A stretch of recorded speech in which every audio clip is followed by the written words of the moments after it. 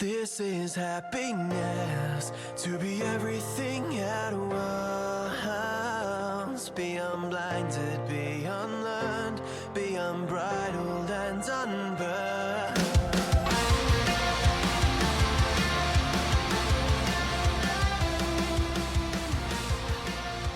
Hey everyone, welcome back to another episode of Mood Prep. My name is Dave Nixon, and I want to talk today around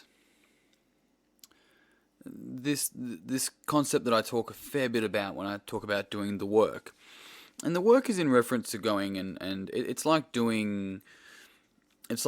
having a goal, a physical goal, training wise. Let's look at this physical training goal, and then sourcing out a program to follow, finding the equipment you need and maybe the right coaching or the right culture or the right community, and then doing the actual fucking work to following that program to yield the result that you said that you want, right? And if you don't really want it, then you don't get it. And that's the reality of it. And that's okay. Like, it's my offer there is just to be okay with not wanting the result that you think you want, or you just don't want it bad. It has to be an 8 out of 10 or higher. If what you want is not an 8 out of 10, right, or higher, you're not gonna make it important. You'll need motivation, and if you need fucking motivation to do something, it just won't last. And so this podcast today is really about the truth about the personal work. And when we look at like, for example, with my gyms, we do something what's called general physical preparedness, or GPP training. That's mostly what we do. And the reason being is, we don't specialize in anything really. And one of those reasons is because it's kind of, as corny as it is, it's training for life. But it's just so that your 1 hour in the gym helps positively impact your 23 hours outside of it. So you can do the shit in life you want to do, right? You don't need to do a specific form of training, one specific form of training in order to really function and excel in life and play with your kids, hike on holidays and do that kind of shit, right? Doesn't mean you shouldn't, just that's the point. And so the type of mental work that I do from the basic standpoint is actually like general mental preparedness, right? And so it's this ability to deal with any situation that occurs at any given time. But you still have to do the work. One of the challenges that we often face is understanding that the shit that we've struggled with for years doesn't just stop. We don't just learn something and go, oh, okay, and then it fucking stops. And if someone's telling you that's how it works, they're lying to you. That shit keeps showing up and it keeps testing you, right?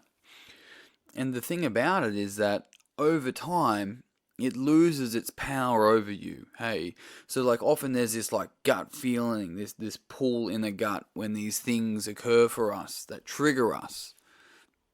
But if we do the work, and the work is a little bit different for each person, right?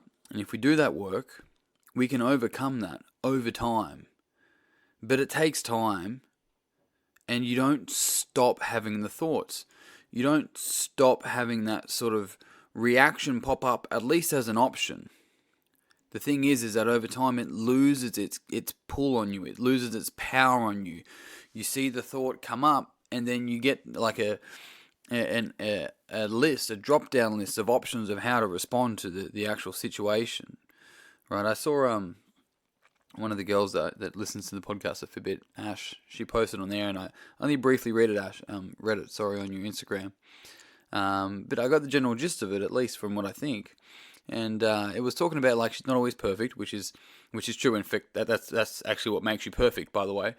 But it talked about this reaction to food and seeing food as good or bad, and it's a real thing that people often go through and they struggle with. I actually write about it in my book. I go through and I talk about nutrition and training from a developmental standpoint rather than just telling you how to train and telling you what to eat. Nick Shaw does a fantastic job of telling you what to eat, but not me. And so the the beautiful thing about this is that the thoughts that used to run us will still show up. But we often try and like go, how the fuck do I just turn these thoughts off? And we think that we just have to stop thinking them. But the reality is that we have to stop giving them power. They'll still keep showing up. We've trained ourselves to do it for years and years, decades in some cases, right? And it's like saying, how can I never see fast food advertising again? It's like, well, the fucking shit's just going to keep showing up. It's going to be everywhere. Just don't leave your house and don't turn anything on. There you go. You'll die, but that's fine, right? But otherwise, it just shows up. But over time, it stops having that pull on you. Stops having this sort of emotional connection, but you have to do the work. And like I said, the work is different for each person. Really, it's about seeing the meaning structures that we have associated with these triggers, with these things. But don't be fooled in thinking that the thoughts that showed up for you will just leave and dissipate. And don't be fooled in thinking that if you have that thought, it must mean that you're still fucked up and you're still broken, because it's just not fucking true. And you're very normal. It's very common. All of the things that I've personally had to work through, I still get those thoughts showing up in my mind. I just know that they're old ego traps from a scared little boy, right? And they're trying to somewhat, it's a familiar response to a situation that I used to behave in a particular way, that it's no longer resourceful for me. But at some point it was, because if we don't honor the fact that the behavior that we don't like now, that we're trying to change, if we don't honor the fact that at some point it actually fucking gave us what we wanted, it's going to stick around and haunt us, right? The shitty fucking behavior that we hate, the shitty thoughts that come up for us that we hate, at some point they were exactly what you wanted. Even if you were in the fucking most miserable point of your life, you still wanted it. It still served a purpose. It made you feel good for being the victim or something. And it sounds shit. People don't like that. But the reality is that there's so many of these things that we taught ourselves because it had a positive intention. It had a use. And maybe we've grown up. Maybe we've recognized that we don't want to be like that anymore. Well, that's fine. You can change. But the change isn't not having the thoughts. The change is not having the thoughts have power over you. Another way to rephrase that is, you won't stop having the thoughts, but the thoughts will stop having you. Because you're not your thoughts. I say this so much. You're not your body. You're not your emotions. You have emotions. You have a body. You have thoughts. You are not any of those things. And once we start getting confused as those things, we start identifying just as them. And so if we identify as our thoughts, any thought that comes into my mind is me, and it's fucked up, it's shit, it's this, which is a thought, by the way. If I identify as my emotions, and people say that I'm really emotionally aware, and here I am just displaying my emotions as they are. It's like, you're not emotionally aware, right? You're not emotionally aware at all. You're emotionally expressive, but people are showing up as their emotions.